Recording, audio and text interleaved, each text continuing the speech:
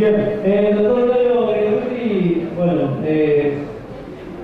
durante años desde que se recibió, o antes, trabajando en el Club Patronato, en el ámbito del deporte, ha sido médico de la profesional Atlético Rafaela, del Club Patronato,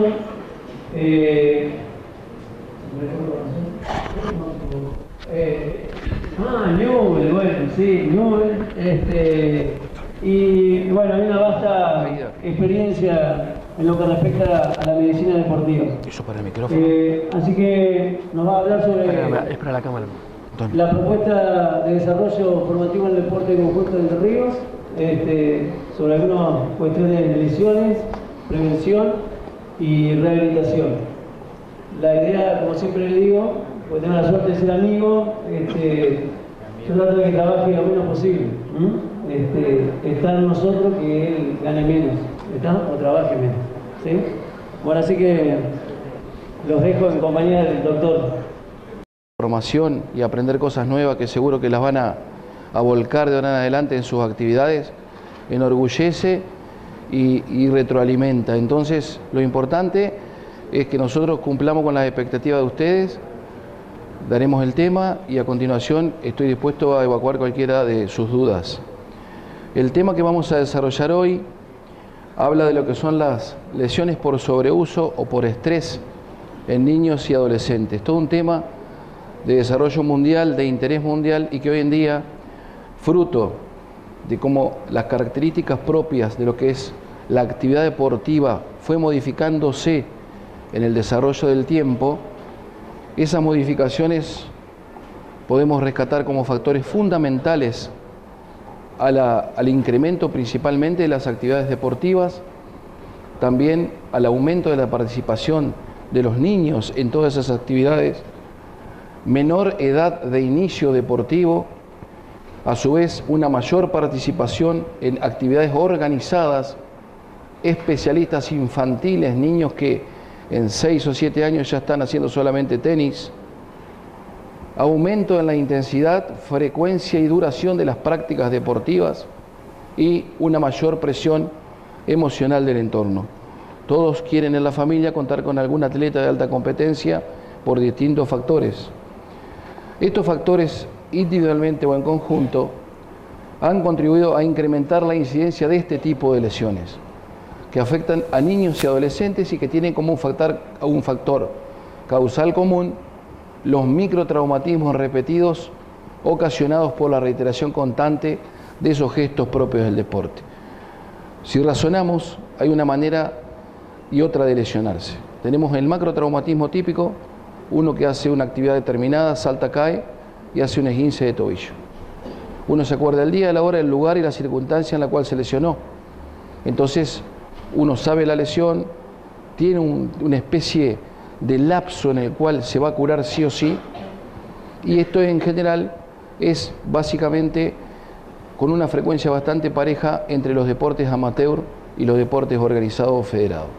Pero está el otro tipo de lesión, que hoy por hoy, por algunos hasta es desconocida, que es la microtraumática, aquella que la reiteración del gesto constante durante el día, durante el deporte, en la actividad, día tras día, semana tras semana, condiciones inapropiadas para hacerlo, el mismo deporte va actuando sobre una parte del cuerpo y la va en forma solapada, insidiosa, lesionando. Ese dolor clásico que aparece de a poquito, que ya se me va a pasar y que no se pasa, es el dolor de la lesión microtraumática. Es más común en deportes organizados, federados, no tanto en recreativos, y los plazos de curación, y esto es lo grave, no son ciertos. Uno, por ahí una cirugía de ligamento cruzado, puede tener la pauta de que en 6 a 8 meses está jugando. Una tendinopatía rotuliana por sobreuso microtraumática puede demandar entre 1 mes y 5 meses. Una pubalgia, lo mismo. Entonces, de ahí la importancia de que analicen este punto de los microtraumatismos que son del gesto de cada deporte. Para esto, evaluamos factores de riesgo. Siempre con Cristian hablamos de que la lesión no es una casualidad, sino que reviste una causalidad. Ustedes me dicen, ¿se pueden evitar las lesiones?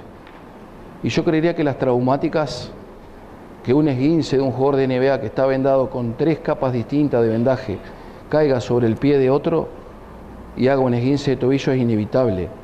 Lo que las 3 capas de vendaje nos aseguran es que si un esguince va a ser severo, sea moderado o sea leve, pero es esguince al fin. Ahora bien, sí se puede, y con mucho, evitar este tipo de lesiones. Si corren en superficie dura en todas las pretemporadas, en muchos planteles en enero en la Costanera, yo en febrero o marzo voy a ver periostitis tibial, voy a ver aquilodinia o sufrimiento del tendón de Aquiles, dolor en la cara lateral de la rodilla, que son lesiones por sobrecarga, por superficie dura en pretemporada. Entonces será una lesión perfectamente evitable. Analizamos entonces qué factores pueden hacer que nosotros evitemos no una lesión, porque son los factores que la producen en forma directa o indirecta la lesión.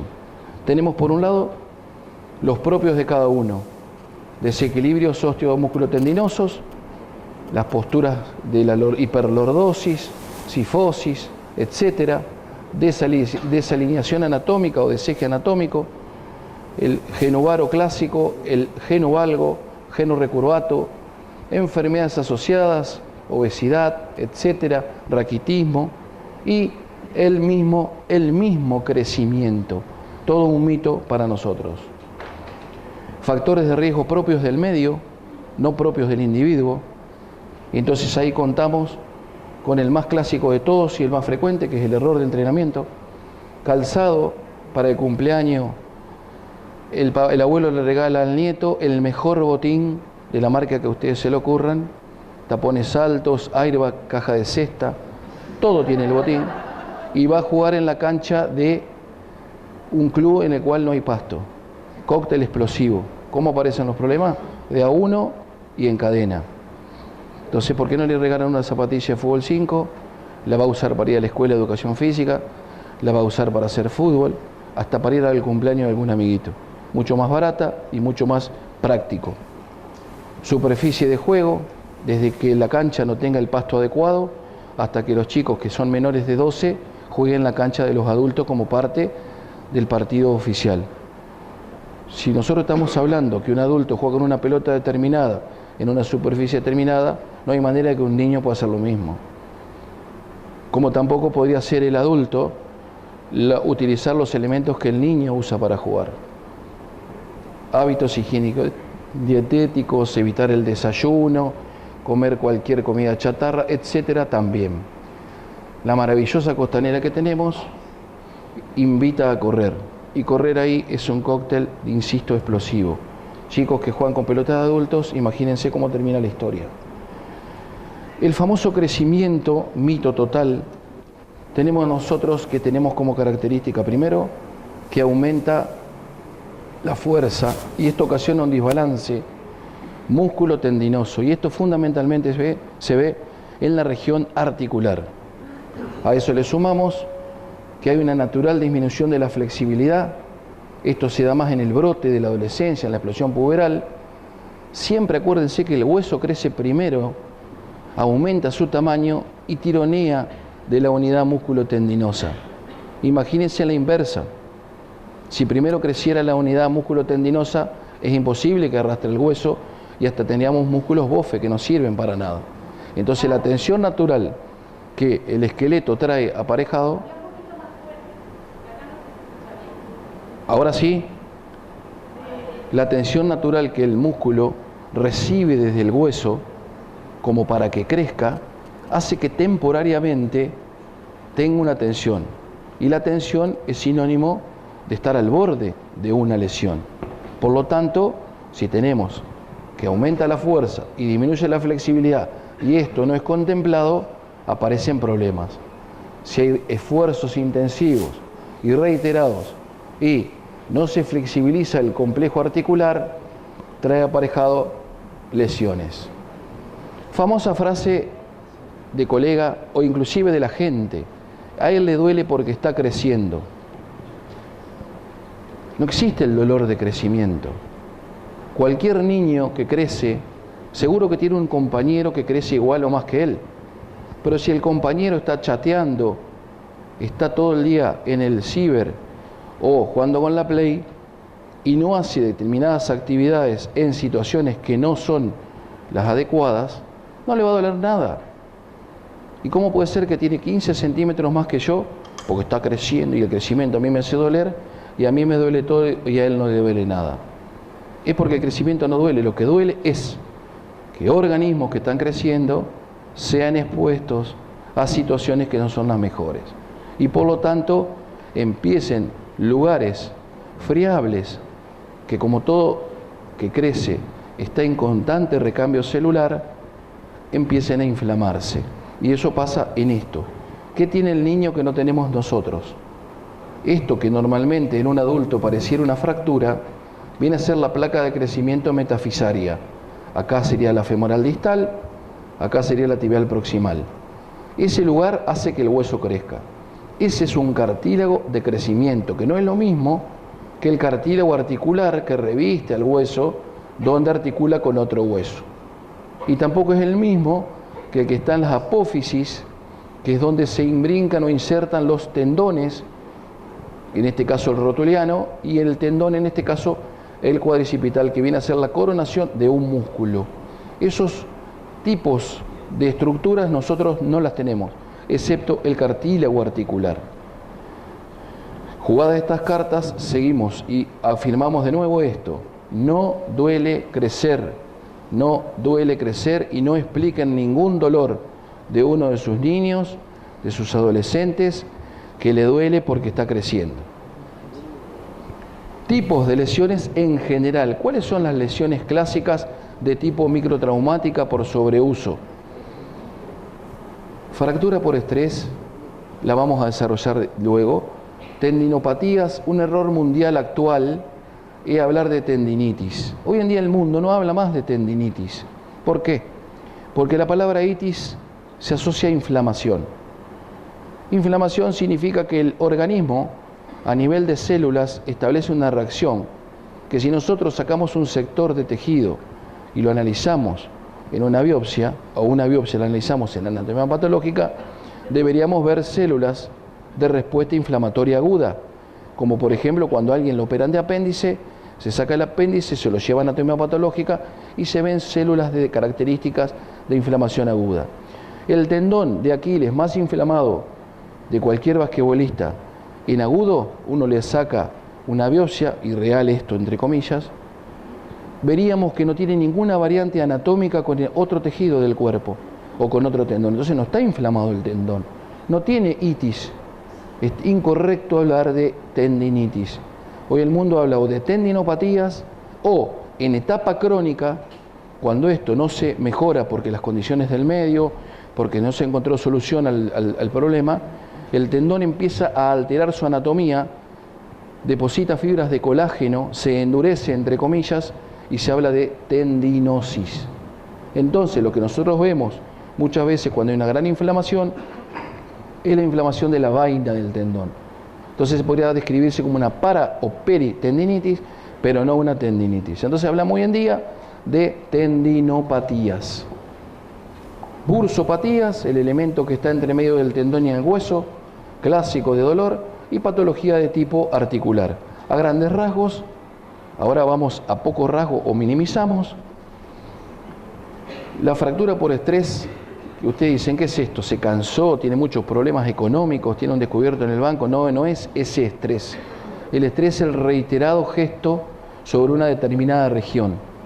Clásica fractura por estrés de un soldado que está sometido en la etapa de instrucción y lo hacen correr 700 kilómetros en 4 días. Entonces el quinto, cuarto o tercer metatarsiano empiezan a sufrir como una grieta que termina siendo como si una taza de porcelana cae al piso y se resquebraja pero no se fractura, y eso en el tiempo da una fractura, porque inicialmente le hacemos una radiografía los primeros 15 o 21 días y no vamos a ver nada. Entonces hay un dolor importante que no correlaciona con la radiografía. Bueno, los niños tienen fracturas por estrés, tienen característicamente una aparición de un dolor en determinada región, fundamentalmente miembros inferiores, que no se responde al dolor que tiene y la radiografía no da nada. Microtraumatismos recurrentes alteran el hueso y se agrieta en la radiografía, inclusive hasta 6 a 8 semanas la sacamos y no hay nada y no puede pisar. Hay que pensar en eso y fundamentalmente insisto en esto, que como todo lo que es medicina, siempre hay que ir a la clínica, evaluar, revisar, escuchar. Le di 5 ibuprofenos diarios y le duele. No es un golpe, eso es pensar en otra cosa.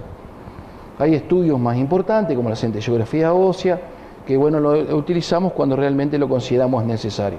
Pero lo importante que quiero que le quede, este concepto, dolor importante, intenso, que no pasa, que a pesar de la semana que tuvo el traumatismo o el dolor inicial, sigue con dolor, sigue con incapacidad de apoyar la pierna, sigue con imposibilidad de caminar, más frecuente en miembros inferiores y de estos tibia y peroné. Otra lesión es la tendinopatía, como hablamos recién. En general en el niño se afecta el punto de inserción del tendón en el hueso. En el adulto, en general, se afecta el tendón propiamente dicho. La afección provoca debilidad y pérdida de la flexibilidad de todo ese músculo. En este caso, esta estructura, se cae el tríceps, ambos gemelos y el sóleo, y el tendón sufre, y eso hace una especie de retroalimentación negativa, porque la pérdida de la masa muscular va a dar aparejada o va a traer aparejada más sufrimiento del tendón, y por ende esto no se corta la cadena y cada vez es peor. Otra lesión, la bursopatía.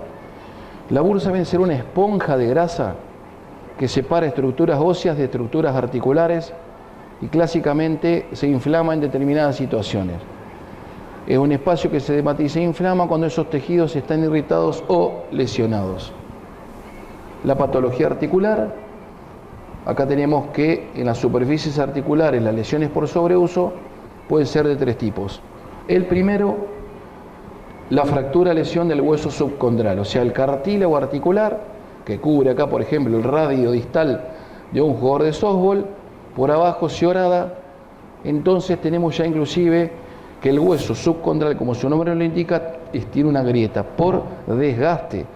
Imagínense una literal pata de pollo que ustedes con una Gillette la vayan horadando hasta que vean por debajo el hueso. Es una lesión de cartílago y de espacio subcondral. La segunda lesión de superficie articular, el uso excesivo en la superficie articular propiamente dicha, la clásica condromalacia de rótula. Este es el fémur, esta es la rótula, y este es el cartílago que debería estar intacto, alfombrando la cara posterior de la rótula, y fíjense cómo se horada y el dolor que da en la cara anterior de la rodilla. Subluxación o luxación articular, el hombro en su lugar, el hombro fuera de lugar. Es tal el dorso curvo que hace que el húmero bascule hacia adelante y es como que se adelante a la escápula, y la posición de subluxación termina en luxación por microtraumatismo y no por una caída, un golpe o porque le llevan el brazo hacia atrás. En la columna, acá tenemos básicamente donde más se ve el crecimiento y cómo el crecimiento actúa sobre esto. En la explosión puberal hay una tendencia de la columna lumbar a adoptar esa clásica curva y hay una marcada postura lordótica. Se hacen panzoncitos hacia adelante, la curva marcada y la colita parada. Prematuro aumento en el crecimiento del cuerpo vertebral anteriormente, y atrás en la columna a nivel posterior, la fascia, el lomo dorsal no crece en paralelo, por lo tanto aumenta la curvatura. La tensa lordosis lumbar, que se va gestando a este nivel, asociada con la contractura a este nivel muscular, también hace que se contracture en flexión la cadera y que los isquios tiren. Entonces, que tenga un sufrimiento un chico a nivel isquiotibial crónico es normal, porque está haciendo una hiperlordosis compensadora y porque entrenando produce en el deporte, por ejemplo el fútbol, que de por sí es estresante para los isquios, que venga con contractura reiterada y nosotros no le elonguemos la columna lumbosacra, es un factor que hace que no tengamos controlada la causa de consulta. Acá tenemos que pueden dividirse en la espalda en 4 categorías. La espondilolisis, vamos a ver para adelante, que viene a ser una especie de resquebrajamiento de la parte del istmo de la vértebra a nivel posterior, solapada, insidiosa, común en gimnastas aeróbicas, común en bailarinas, en quienes practican hockey sobre patín. Se marca el hueso hay como un resquebrajamiento y en el futuro puede o no dar una separación. Cambiaría el término espondilolisis por un término que la vértebra se adelanta, o sea, listesis, se desplaza por espondilolistesis, que no es común de ver en los niños. El dolor mecánico y polorótico, consulta por dolor a ese nivel, por lo que hablamos recién a nivel del crecimiento regional. La hernia de disco, infrecuente, acá tenemos el disco que viene a ser una especie de huevo frito, lo que viene a ser el ánulo es más blando, el centro es más duro, y que se vaya para atrás y comprima el nervio que pasa por atrás, esta vendría a ser la médula, da una irradiación que es la clásica del dolor lumbo-ciático, o sea, duele la columna y duele la parte de la pierna. Microtraumatismo de apófisis vertebrales, fíjense en esta maniobra como elongamos así y como acá la espalda queda curva. ¿Por qué? Porque va inflamándose la región anterior de la vértebra al nivel del cartílago de crecimiento y en vez de ser una estructura rectangular, la vértebra termina siendo una estructura trapezoidal. Si a esto ustedes lo siguen en el camino va a ser curvo. Si esto estaría recto o sería un rectángulo, sería recto. En el hombro, nosotros tenemos una ciudad que tiene un deporte clásico a nivel argentino, a nivel nacional, pero en general nosotros somos un país de deporte de miembros inferiores. Por lo tanto, el dolor de hombros o la patología del hombro no es tan clásica como la de miembros inferiores. En países centroamericanos, en Estados Unidos, es muy común la patología del hombro y del codo. Tenemos entonces de tipo sobreuso los deportes donde la pelota la lanzan por encima de la cabeza. Lo que le llaman, es tan clásico que aparezca un dolor del hombro en los niños y adolescentes que hacen béisbol que le llaman el hombro de las ligas menores. Las mayores son las que conocemos, las menores son niños y adolescentes. Se traumatiza la placa de crecimiento del húmero proximal a nivel del hombro en los que lanzan fundamentalmente los pitchers. El hombro en separación, abducción de 90 grados, uno le hace una maniobra y tiene una pérdida de la rotación interna y un aumento importante de la rotación externa. La cápsula posterior, la parte posterior de la articulación está rígida, adelante está laxo, entonces esto provoca que de ahí a la subluxización haya solamente un paso. Programa de ejercicios que involucren la rotación interna, que la fortalezcan y que fundamentalmente la abducción del hombro esté a 90 grados mientras se hace este gesto.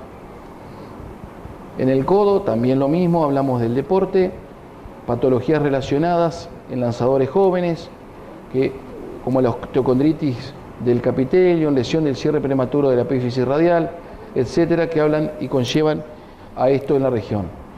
Esfuerzo acentuado del valgo, o sea que el hombro se hace prácticamente en X durante la fase de aceleración del lanzamiento, parece ser el mecanismo principal en el cual los niños se lesionan el codo.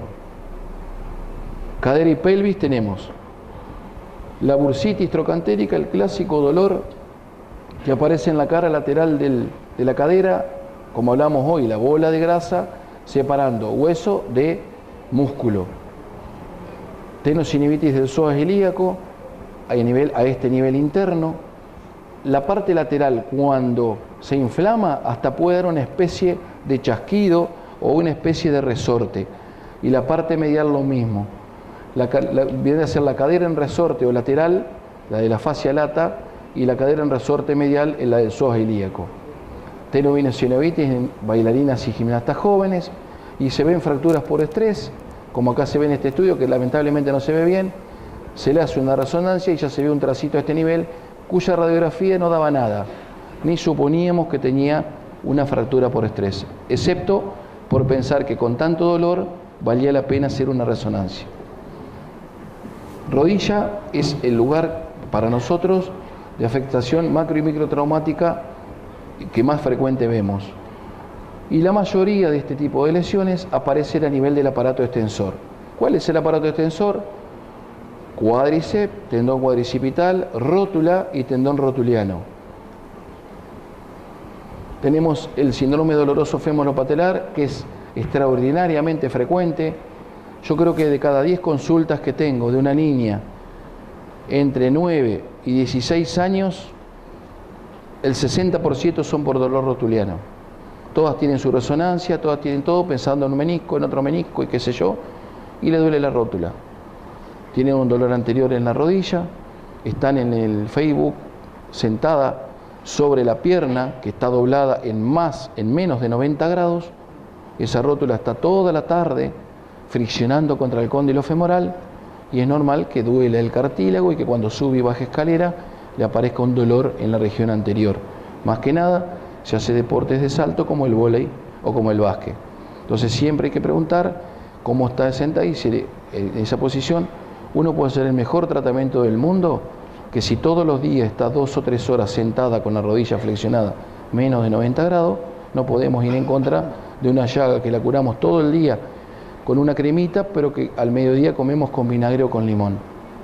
Eso habla de que perpetúan el dolor y por lo tanto es difícil la curación. El dolor lateral de la rodilla clásico de los corredores de Costanera de Paraná en febrero o marzo, diría que el 70%, y la mayoría tienen resonancia y ya estamos pensando en hacer una artroscopía por una lesión del menisco externo, que está a 2 metros de donde está el dolor. Esta es la clásica de todas. ¿Quién no ha tenido en la familia, quién no ha visto un chichoncito en la región anterior de la pierna, por debajo del tendón rotuliano, que duele, que molesta, que a un chico que hace fútbol entre los 9 y los 13 años lo saca de la cancha y que básicamente uno piensa como padre lo peor porque hay un crecimiento raro en la zona y resulta ser que no es ni más ni menos que la inflamación de la inserción del tendón rotuliano en la tuberosidad anterior de la tibia, donde hay cartílago de crecimiento y por lo tanto hasta en una radiografía se puede llegar a ver, como vimos hoy, como una fractura, pero en definitiva no es ni más ni menos que un proceso inflamatorio a ese nivel. Síndrome de hipercrecimiento que refleja un desbalance y un acortamiento en el mecanismo extensor. Lo mismo, pero en el polo inferior de la rótula, se llama síndrome de Sinding-Larsen, osteocondritis del polo distal de la rótula. ¿Cómo serán de importantes y de frecuentes estas lesiones que tienen hasta un nombre y un apellido de alguien que en algún momento publicó un trabajo que era tan frecuente que le puso el nombre? Ese Osgus es uno, Schlatter otro, Sindir otro. Fíjense cómo estamos hablando de algo tan común y tan frecuente. La osteocondritis disecante, bastante frecuente, se desprende literalmente un pedacito de cartílago y de hueso del cóndilo femoral medial y a veces hasta actúa como rata articular y se traba o no la rodilla. Hay veces que queda pegado ahí y no se mueve más allá de eso. Vamos a las lesiones por sobreuso de tobillo y pie. Otra clásica que la nombro acá, igual que en la pierna, el talón también tiene su clásica lesión que la descubrió el amigo Sever, que no es ni más ni menos que la inflamación del cartílago de crecimiento de esto que es el calcáneo. Uno hace una radiografía y fíjense, parece que está fracturado, no, así crece el hueso, esto colorado sí está todo inflamado y el chico no puede jugar al fútbol desde que el abuelo le regaló los botines. Claro, porque juega en la cancha que prácticamente, si bien es de tierra, dura, los botines están diseñados para la cancha de River y hay un cóctel que no termina de ser explosivo, que siempre termina siendo explosivo. Inserción del tendón en el hueso o la patología propia del tendón. Tratamiento. Olvídense de que esto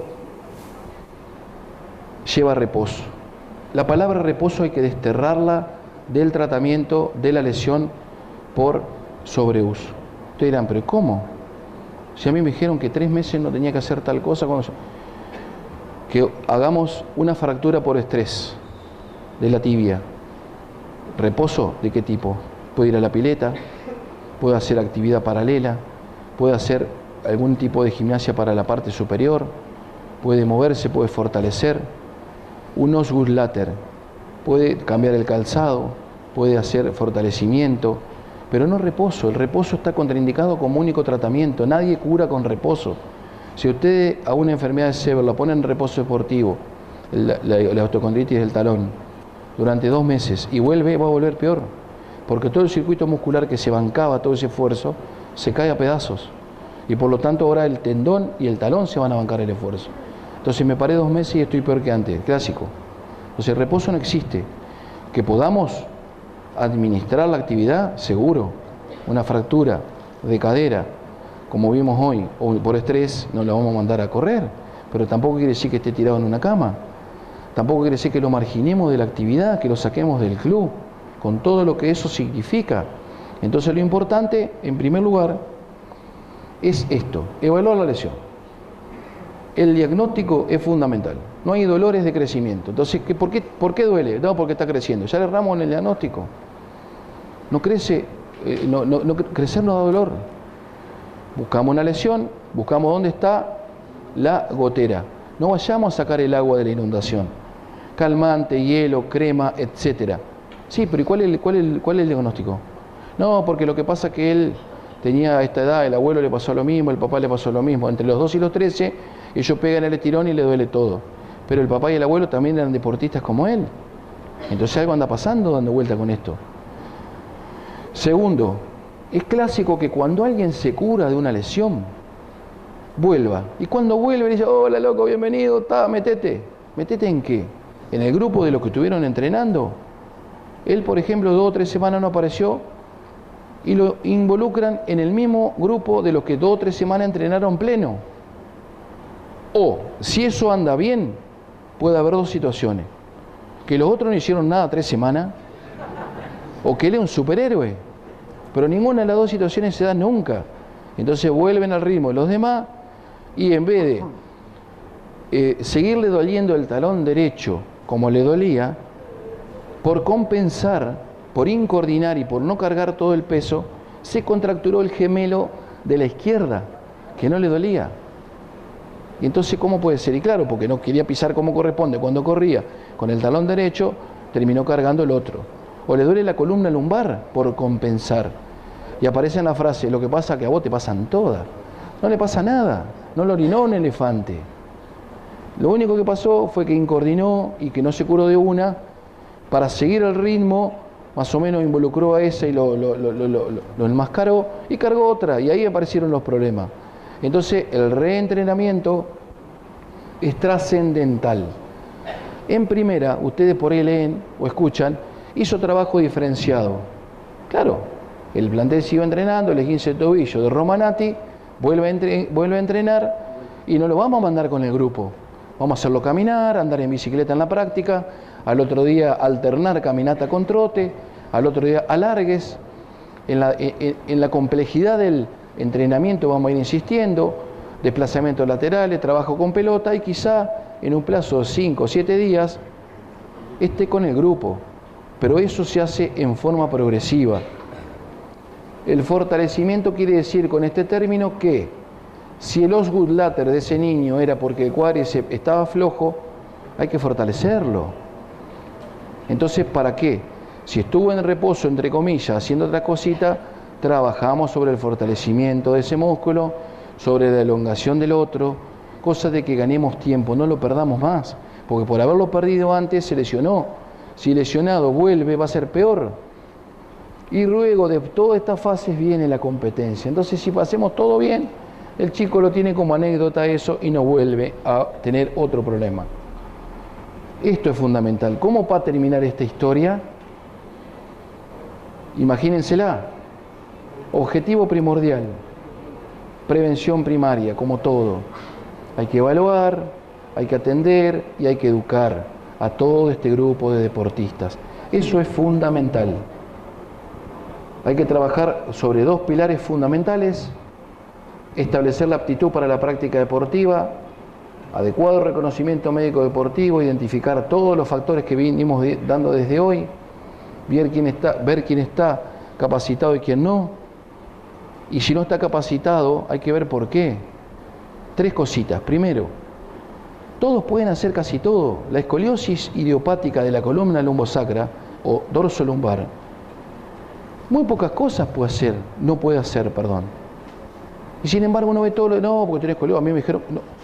¿Cuál es el problema de no hacer? Ahora, ¿qué tiene otro problema? ¿Le duele? Bueno, es otro tema, pero no porque tenga escoliosis no va a poder hacer nada. Si tiene genuvalgo, genuvaro, también. El drama es que no esté compensado, que no tenga plantilla. Si tiene pie plano o pie cabo, que no tenga plantilla o un calzado adecuado. Pero identificando estos factores, es muy raro que alguien no pueda hacer actividad. Es muy raro, alguna causa cardiovascular, alguna causa congénita, pero básicamente uno ve que marginamos muchas veces o se automargina gente y realmente no estaba en condiciones de estar en ese grupo. Hay que adaptar el entrenamiento y la competencia a las necesidades fisiológicas y biomecánicas de la inmadurez propia de un organismo en desarrollo y una correcta aplicación de las cargas de trabajo. A mí me gusta caminar, jugar al fútbol, al pádel, al tenis, me encanta, no me hagan correr. Yo puedo llegar en la Costanera a correr 20 minutos y ya me deprimo, porque me la pasé en la infancia y en la adolescencia corriendo. Iba al Olimpia, de ahí me iba al softball, al Club Don Bosco, jugaban los Toritos de Chiclana y jugaba al vóley en el Robin. Y los primeros 40 minutos de cada práctica era correr. Era correr. Vamos, acción, dale, vamos, de la hora, 40 minutos corriendo para calentar, para esto, para lo otro, mientras el profe... Y después táctica, técnica, destreza, coordinación, propiocepción, 10 minutos, 15 minutos. Y así siempre en todos los deportes. A una edad en la cual uno tiene que hacer todo lo otro. Tiene que patear con las dos piernas. Nosotros vemos en la tele que llega un delantero cara a cara con el arquero, le queda para la izquierda como es derecho y le pega mal. Porque cuando chico lo hacían correr, no lo hacían pegar con las dos piernas. No coordinaba. ¿Por qué a esta edad lo hacen correr?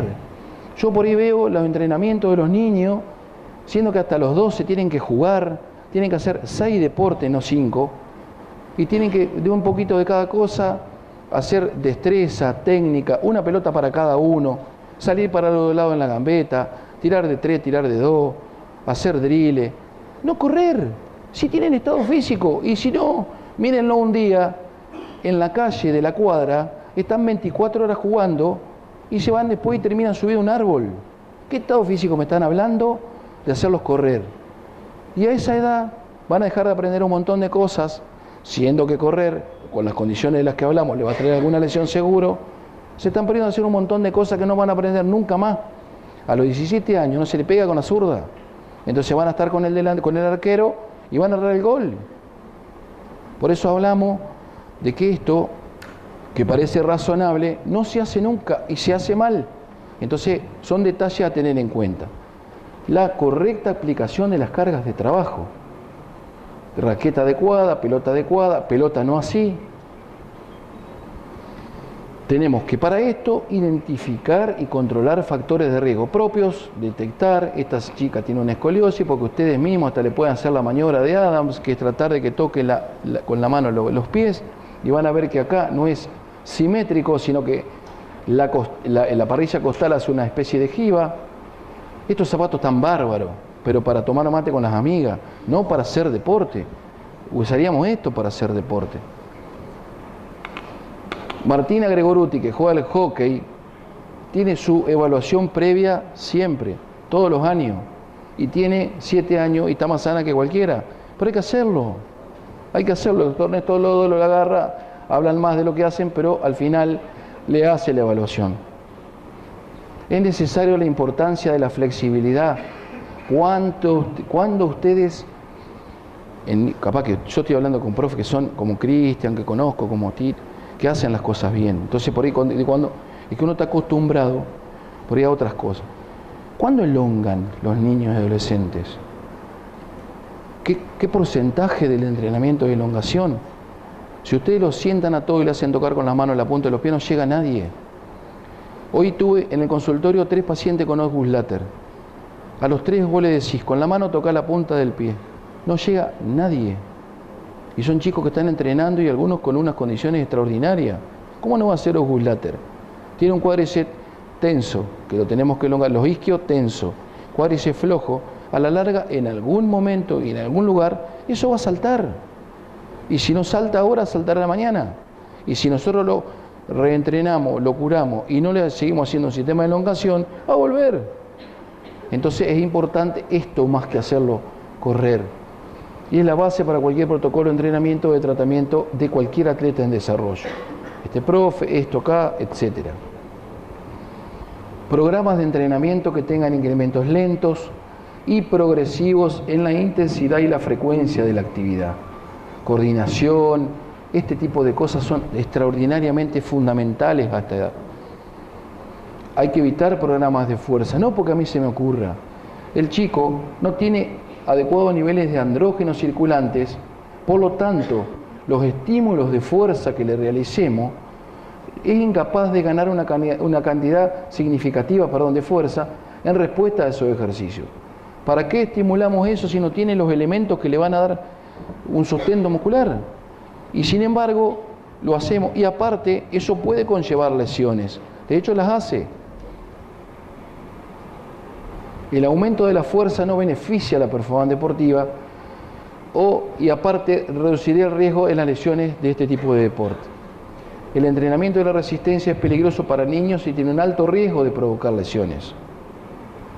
Aún se están determinando los niveles máximos y mínimos de seguridad en el entrenamiento deportivo y actividad física en niños y adolescentes.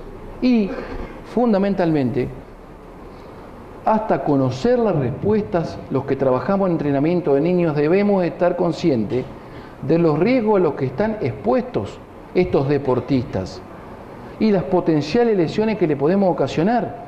Esto es un cuidado que tenemos que hacer. Eso es para que se entienda.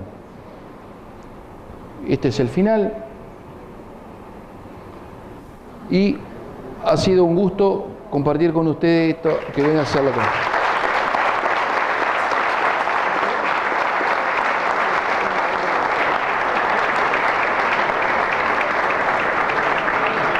Pasando acá la silla eléctrica. ¿Vos? ¿Para qué te doy esto?